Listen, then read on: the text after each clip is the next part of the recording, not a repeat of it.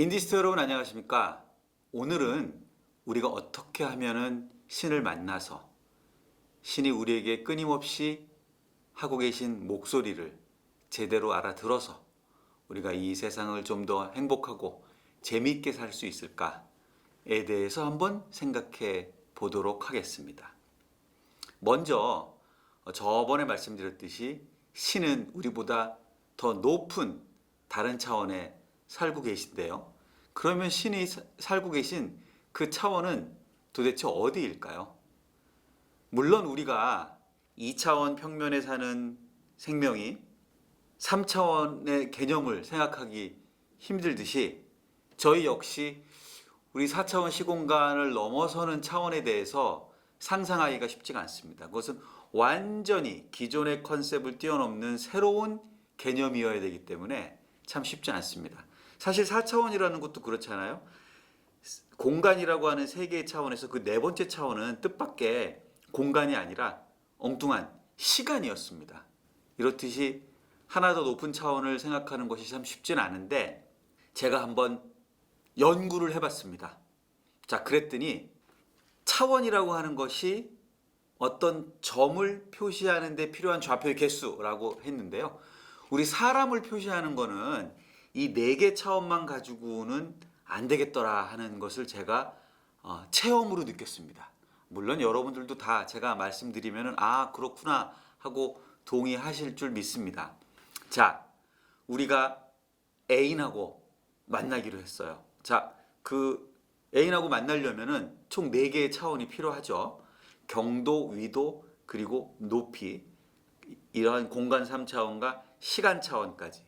이 4개의 차원을 다 약속을 해서 어느 장소, 몇 층, 어디에서 몇 월, 며칠, 몇 시에 만나기로 해서 애인을 딱 만났는데 오늘 만난 그 애인은 과연 이게 저번에 내가 만난 사람과 같은 사람인가 싶을 정도로 완전히 다른 사람일 수가 있습니다. 매우 화가 나 있거나 하면 이게 정말 그 사랑스러운 그 사람이 맞아? 라고 하는 생각이 들죠. 우리가 그 사람의 마음의 상태에 따라서 이게 완전히 다른 사람이라고 하는 것을 느끼는 경우가 굉장히 많습니다. 그래서 진짜 우리가 그런 얘기를 하죠. 야, 너 완전히 다른 사람 같아. 라고 이야기할 때 매우 기뻐하거나 매우 슬퍼하거나 매우 화가 나 있거나 어쨌든 그 사람의 감정 상태에 따라서 그 사람이 완전히 다른 사람으로 보이기도 합니다. 저는 그래서 우리 5번째 차원은 바로 우리의 마음이라고 생각합니다. 우리가 즐거운 마음으로 있을 때하고 굉장히 화난 마음으로 있을 때하고 우리는 완전히 다른 사람입니다. 우리를 특징 지을 수 있는 그 5번째 차원은 바로 마음 차원입니다. 이 마음 차원은 앞에 4개의 차원과 달리 굉장히 그 다른 특성이 있습니다. 즉 우리가 앞에 공간 3개 차원에 이동을 할 때는 굉장히 많은 에너지가 들고 또 필연적으로 시간이 들죠. 걸어가면은 시간당 한 4km 정도씩밖에 이동할 수 없고요. 자전거로 갈 경우에 한 20km 정도, 차로 갈 경우에는 신호등도 있고 하니까 시속 한 4, 50km 정도, 비행기로 가도 시속 900km 정도 이렇게 제한이 있습니다. 네 번째 차원인 시간 차원은 아예 저희가 현재로서는 이동할 방법이 없고요. 그냥 시간 차원 그 축으로 저희는 던져져 있는 거나 마찬가지입니다. 그래서 계속 그 차원으로 계속 앞으로 나아갈 수밖에 없고. 그런데 우리 마음 차원은 우리가 마음대로 글자 그대로 마음대로 움직일 수가 있습니다. 화를 막 낼 수도 있고 또 갑자기 평온한 상태가 될 수도 있고 또 굉장히 즐거운 상태가 될 수도 있고 물론 이거는 외부에서 우리를 즐겁게 해줄 어떤 이유가 있어야겠죠. 혼자서 막 이렇게 마음 차원 왔다 갔다 하면 미친놈 소리 듣기 딱 좋긴 하겠습니다만은 어쨌든 우리가 자유자재로 움직일 수 있는 차원은 마음 차원입니다. 저는 이 신이 바로 이 우리 5번째 차원인 마음 차원에 살고 계시다고 생각합니다. 신은 어디 다른 곳에 있는 것이 아니라 우리 마음속에 있습니다. 부처님께서도 그렇게 말씀하셨고 예수님께서도 도마복음에서 그런 말씀을 하시죠. 천국이 하늘에 있다면 새가 먼저 그곳에 도착할 것이고 바다에 있다면 물고기들이 먼저 가지 않겠느냐. 천국은 바로 우리 마음속에 있다고 하십니다. 신은 다른 곳이 아니라 바로 우리 마음속에 있습니다. 그리고 우리 마음속에 있는 5차원의 존재가 바로 신입니다. 그래서 신은 어디 다른 곳에서 찾으면 찾아지지 않는 것입니다.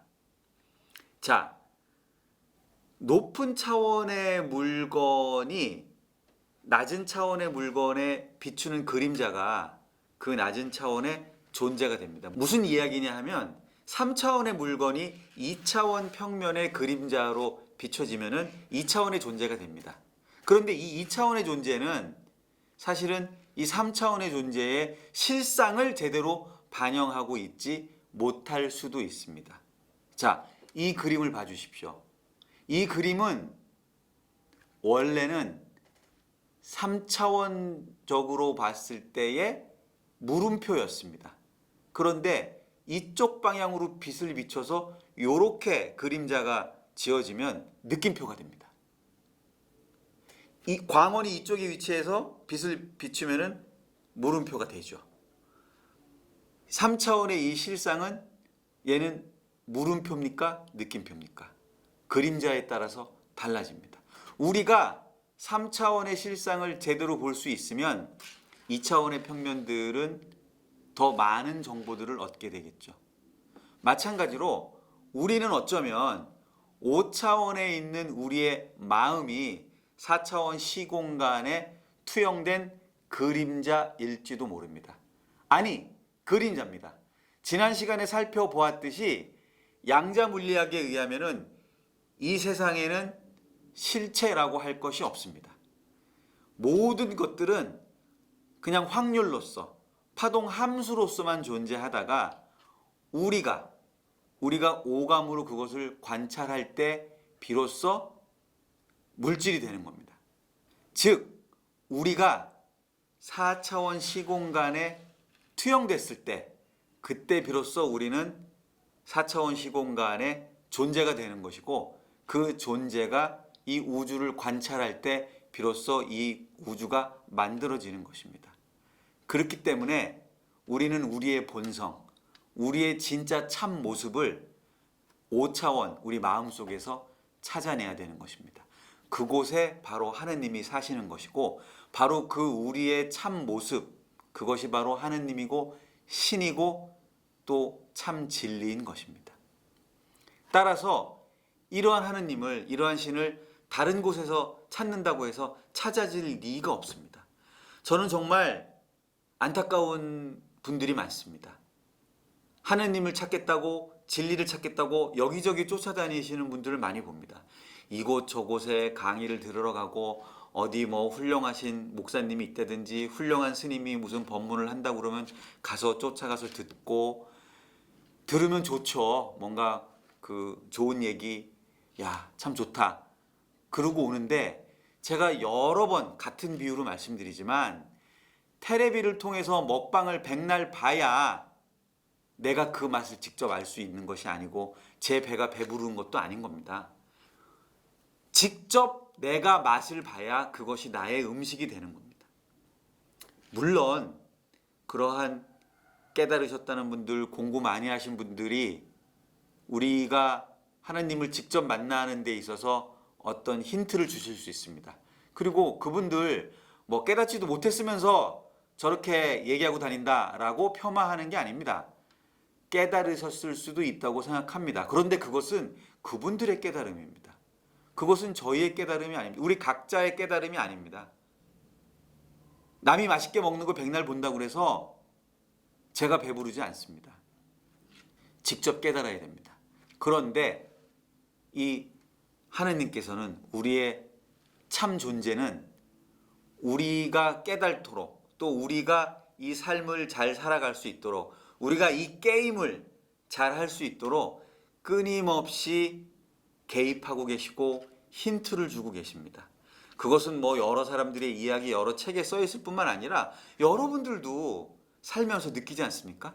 참 인상 깊었던 것이 60대 초반에 굉장히 성공하신 어떤 여자분이신데 박사님이시고 미국의 대학의 교수님이십니다. 그분이 오래간만에 한국에 오셔서 이제 평준화 전에 학교를 다니셨으니까 굉장히 좋은 고등학교를 나오셨죠. 그래서 그 고등학교 동창생들을 만나서 이야기를 하면서 나눴던 이야기를 저한테 해주는데 정말 인상 깊었습니다.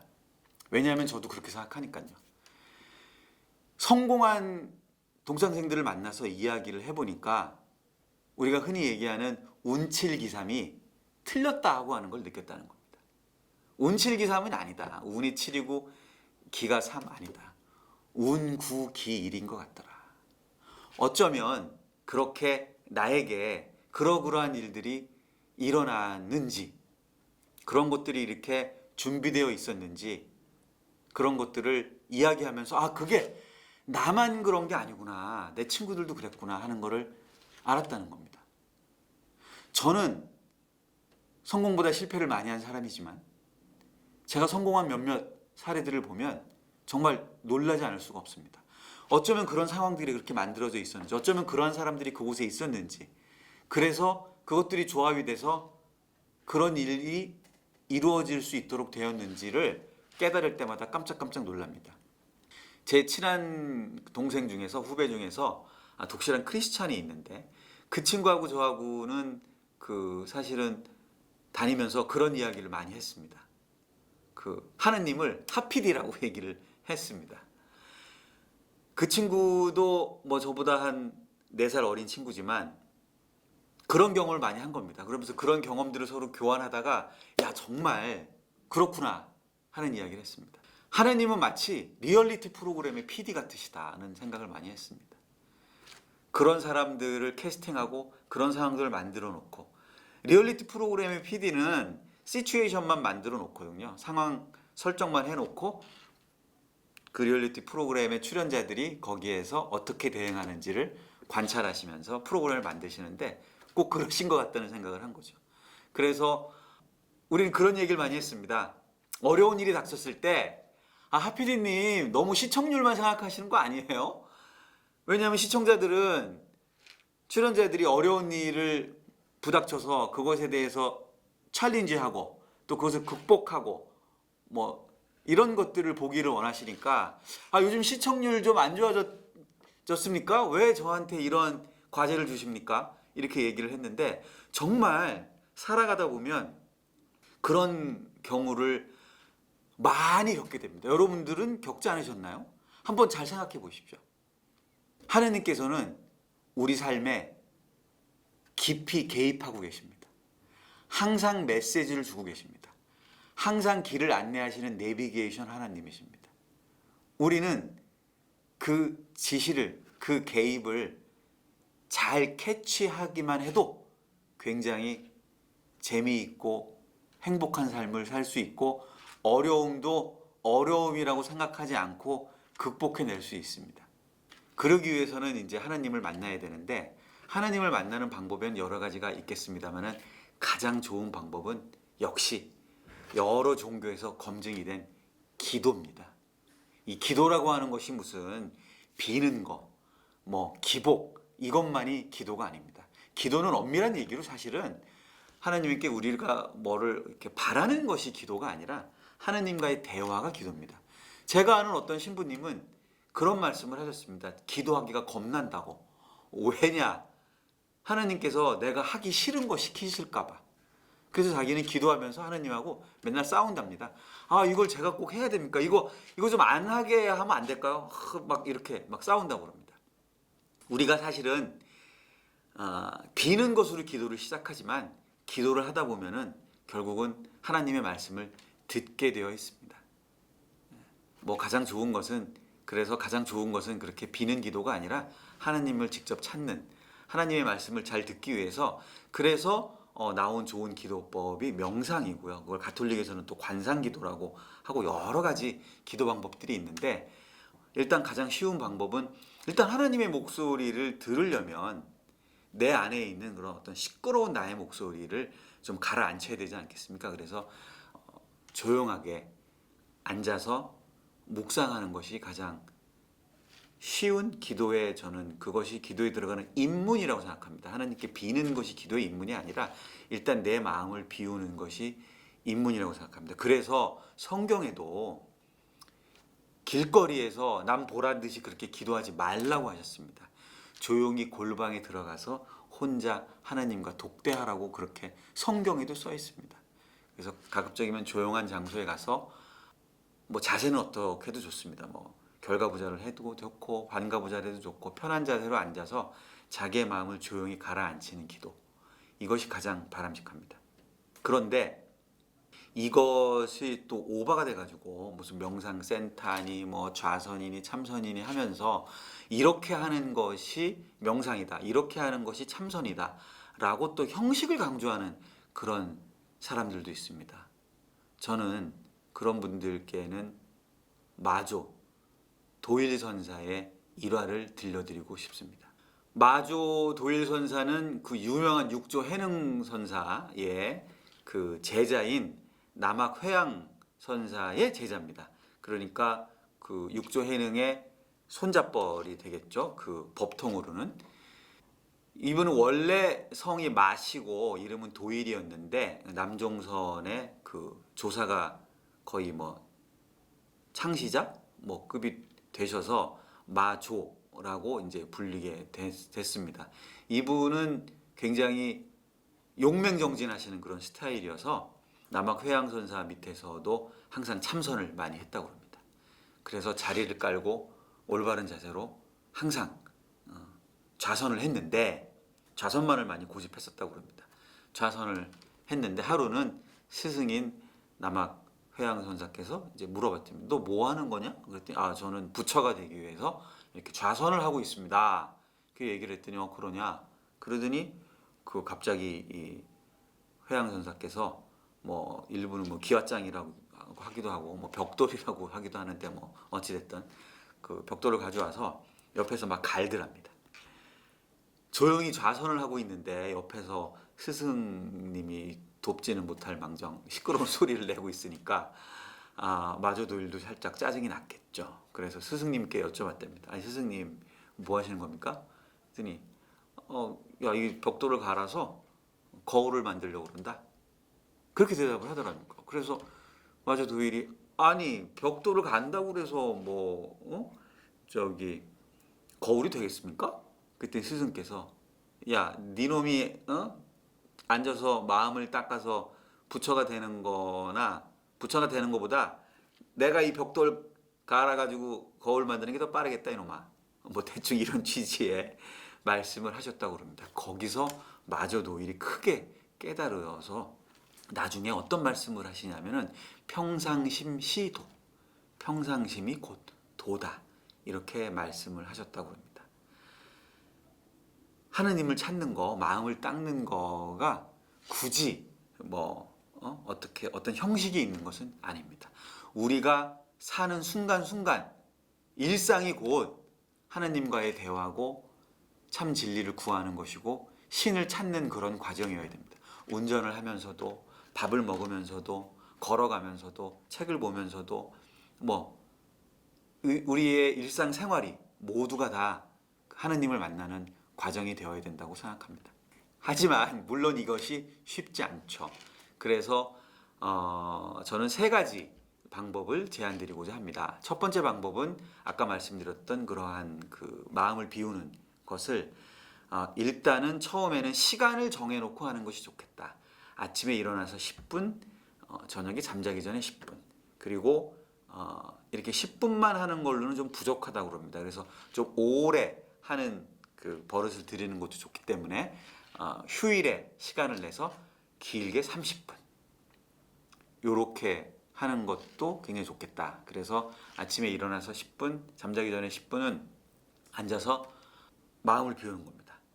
생각을 가라앉히는 것이 쉽지 않기 때문에 가장 쉬운 것은 일단 수식관이라고 해서 자기 호흡에 집중하는 겁니다. 그래서 숨이 들어올 때 숨이 들어오는 것을 느끼고 콧구멍으로 숨이 들어왔다. 그래서 내 폐로 공기가 들어가는구나. 그래서 폐포가 늘어나는구나. 그래서 내 폐가 늘어나고 가슴이 늘어나는구나 하는 걸 느끼고 다시 그 공기들이 폐포 하나하나에서 공기 입자 하나하나가 다시 나와서 내 코를 통해서 숨이 바깥으로 나가는구나. 그래서 배가 홀쭉해졌구나 라고 하는 것까지 느끼고 이렇게 호흡에 집중하는 것이 좋습니다. 그래서 계속 하나, 둘, 수를 세셔도 좋고 숫자를 세지 않으셔도 괜찮습니다. 이렇게 호흡에 집중을 하다 보면 어느 순간 또 잡념이 떠오릅니다.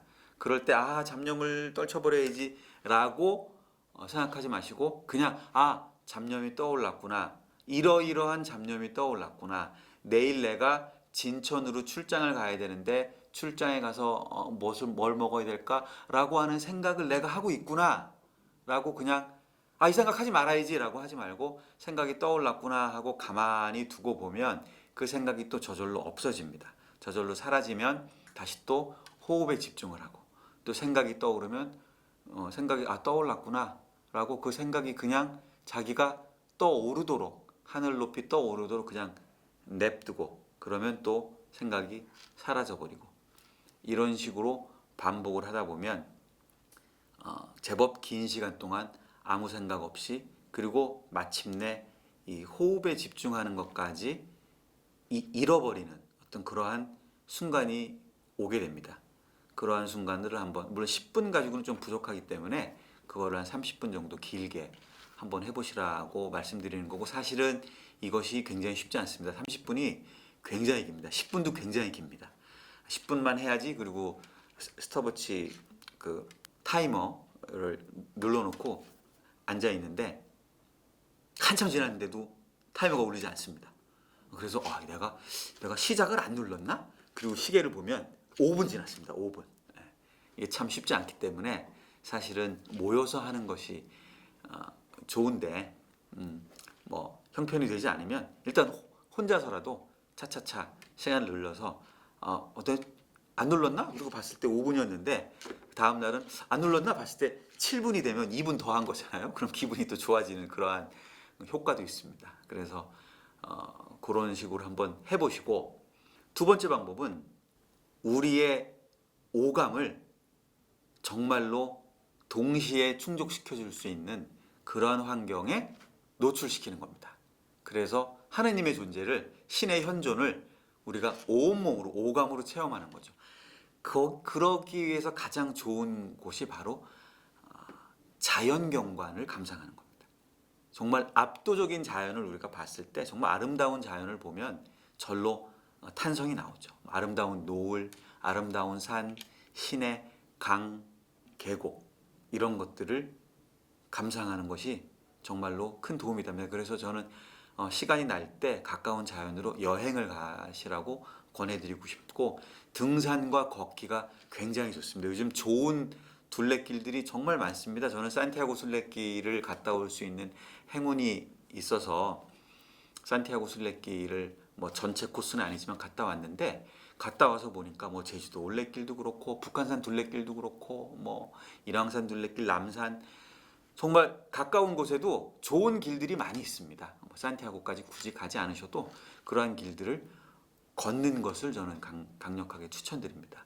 걷기를 하면은 또 좋은 게 있습니다. 저는 머릿속에 복잡한 생각이 있을 때 그걸 정리하겠다고 막 5시간, 6시간 걷고 이런 일들을 과거에 많이 했었는데 이게 정말 생각을 정리하는 데 좋습니다.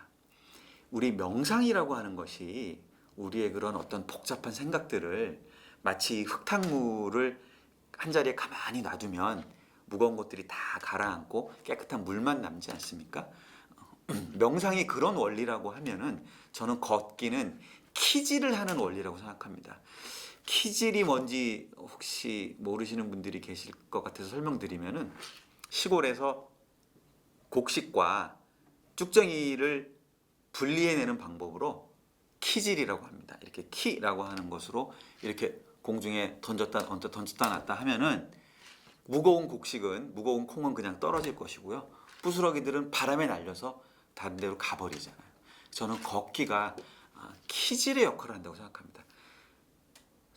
저도 그랬거든요. 처음에는 복잡한 생각을 정리해야겠다라고 해서 걷습니다. 걸으면서 뭐 온갖 생각을 하게 됩니다. 그럼 온갖 생각들이 막 떠오릅니다. 그런데 계속 걷다 보면 이 온갖 생각들이 떠올라서 불필요한 생각들은 다 날아가 버리고 마지막에 진짜만 딱 남습니다.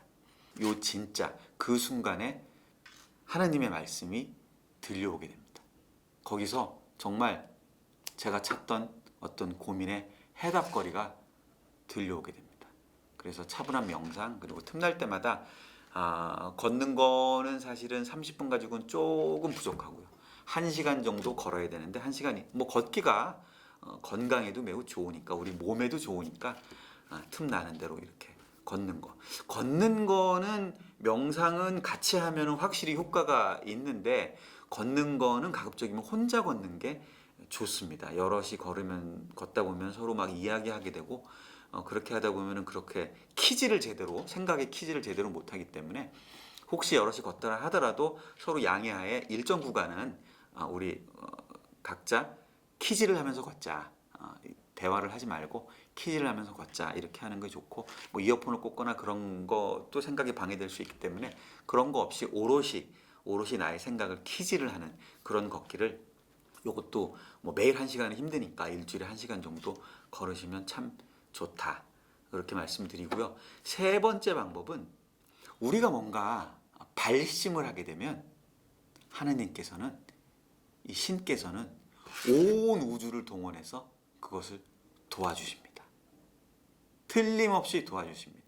제가 확실하게 말씀드릴 수 있습니다. 저의 경험과, 또 이거를 경험한 사람들이 너무나 많아서 막 좀 뭐 그 경험에 너무 감격해가지고 뭐 이상한 책을 내거나 이상한 소리를 또 하시는 분들도 있지 않습니까? 온 우주가 도와준다 뭐 이런 얘기를 해서 비웃음을 샀던 모 씨도 있고, 그걸로 뭐 열풍을 일으켰던 시크릿이라는 책도 있고, 그런데 그 책들이 좀 어떤 특정 부분을 너무 과장하고 또 그것에만 의존하기 때문에 이게 문제인 거지, 거짓말은 아닙니다. 그리고 그러한 책에 우리가 열광했던 이유는 뭐겠습니까? 나의 경험과 다르지 않기 때문이거든요. 맞아, 나도 그런 경험을 했는데, 그래, 맞아, 그거야. 맞습니다. 온 우주가 도와주고요. 온 우주가 우리에게 어떤 힌트를 줍니다. 그 힌트는, 이게 하나님께서는 5차원에 계신 존재이기 때문에 우리가 알아들을 수 있는 언어로 힌트를 주시지 않습니다. 좀 애석한 얘기지만 뭐 어쩔 수 없는 거예요. 차원이 다르니까. 하나님께서는 이거 쉬운 건데, 이거, 야, 1차원 애들, 야, 그냥 옆으로 피하면 니네 충돌 안 하잖아, 안 망하잖아, 옆으로 피해, 이거 되게 쉬운데 이해를 못하지 않습니까? 그런 겁니다. 아주 쉬운 힌트를 주시는데 우리가 이해를 못하는 거죠. 우리가 그거를 알아채도록 노력을 해야죠. 그래서 여러 가지 힌트를 주십니다. 저는 이것을 하나님께서 주시는 사인이라고 생각을 합니다. 코엘료가 지은 그 소설 연금술사에도 뭐 그런 이야기가 나옵니다. 그 소설 정말 재밌습니다. 한번 안 읽어보셨으면 한번 읽어보시고요. 거기에 그 사인에 대한 얘기가 나옵니다. 그래서 그 사인들을 우리가 올바로 감지해낼 수 있는 능력을 기르는 것이 좋습니다. 이 사인을 올바로 알아채서, 또 알아채는 것뿐만 아니라 이 사인이 어떤 사인인지를 명확하고 분명하게 알아내는 것이 좋지 않겠습니까? 그 야구 선수가 타석에 들어섰는데 3루 코치가 막 사인을 주는데, 저게 무슨 사인이지? 하면은 이 경기를 제대로 자기 수행해낼 수가 없겠죠. 그래서 저는 어떠한 방법을 쓰냐 하면, 이 사인을 알아채고 이 사인을, 내가 알아챈 사인을 내가 맞게 해석했는지 다르게 해석했는지를 알기 위해서 작은 일기 같은 걸 씁니다. 사실은 일기는 아니고 저는 사인이라고 제목을 붙여놨습니다. 저는 컴퓨터를 이용해서 컴퓨터 파일을 하는데, 가령 이런 방식이죠. 제가 그날 저녁에 오늘 내가 발견한 사인은 무엇인가? 어떤 것이 나에게 사인이었나? 책에서 본 한 문구일 수도 있고, 어떤 현상일 수도 있고, 누군가와의 만남에서 나눴던 이야기 속에서일 수도 있고, 그냥 갑자기 제 마음속에 떠오른 어떤 생각일 수도 있고, 그런 것들 중에서 하나님께서 주신 사인이 아닌가 생각되는 것을 적습니다. 그리고 이 사인은 어떤 의미일까라고 하는 걸 또 적어 놓습니다. 그리고 저 같은 경우에는 그 파일에, 컴퓨터로 작성하니까 컴퓨터 파일 이름을 날짜로 만듭니다. 그래서 가령 25라고 해놓으면 그리고 저장을 해놓습니다. 그리고 다음 달 25일이 되면은 그 폴더에 오늘 25일이니까 25라고 써여 있는 파일을 꺼내서 펴봅니다. 그러면은 지난달에 제가 사인이라고 생각했던 거, 그리고 그것이 이런 의미일까라고 적어놨던 것을 발견하게 되고, 그럼 한 달 후에 제가 그것을 검증하게 되죠.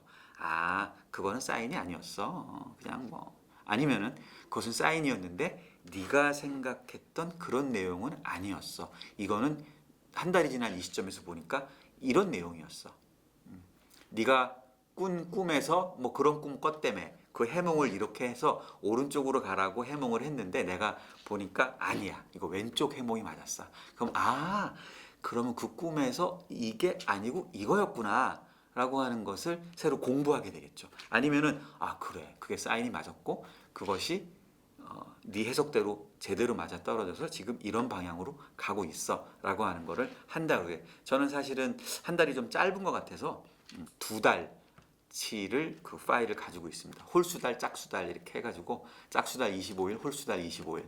그래서 홀수달 25일이 되면 홀수달 25일 거를 꺼내서 읽어보고 그렇게 제가 인지한 사인에 대해서 검증하고, 그리고 또 그날 제가 찾아낸 사인을 적고 뭐 이런 식으로 해서 사인을 검증하는 그러한 노력을 하고 있습니다. 그래서 하나님께서 끊임없이 주시는 이 사인을 제대로 이해하려고 하는 그러한 노력을 하고 있습니다. 제가 저희 인디스트들한테 제안하는 신의 음성을 올바로 캐치하는 세 가지 방법은, 다시 정리해서 말씀드리면은, 첫 번째는 명상으로 우리 마음을 가라앉히자. 그래서 신의 목소리를 분명히 듣도록 하자라고 하는 거고요. 그다음에 두 번째는 또 역시 우리 복잡한 마음속을 비워서 우리 마음에 살고 계신 우리 하나님의 신의 소리를 제대로 듣기 위해서 우리 마음을 비우는 두 번째 방법이죠. 키지를 통해서 우리 마음속에 산란한 생각들을 다 날려버리자. 그래서 1시간 정도씩 걷기. 그 다음에 마지막 세 번째는 하나님께서 끊임없이 우리 주변의 것들을 이용해서 우리들에게 드러내 보이시는 그런 사인들을 제대로 캐치해서 그 사인들이 어떤 의미인지를 알아내는 훈련을 하자. 이렇게 세 가지 방법을 여러분들한테 제안을 드리면서 우리 마음속 5차원에 살고 계신 하느님의 신의 목소리를 올바로 듣는 것, 그것이 바로 우리 인디교의 1차 가장 큰 목표이고요. 그 목표를 여러분들이 다 같이 한번 노력해서 달성해 보시고, 나는 그렇게 했더니 이렇게 신을 만났다 라고 하는 이야기도 좀 해주시고, 내가 신을 만난 방법들에 대해서도 같이 나눠주시면 크게 도움이 되고, 우리가 신의 목소리를 제대로 알아들어서 이 게임을, 이 MMORPG 게임을 제대로 수행해 나가는데 도움이 되지 않을까, 그런 생각입니다. 감사합니다.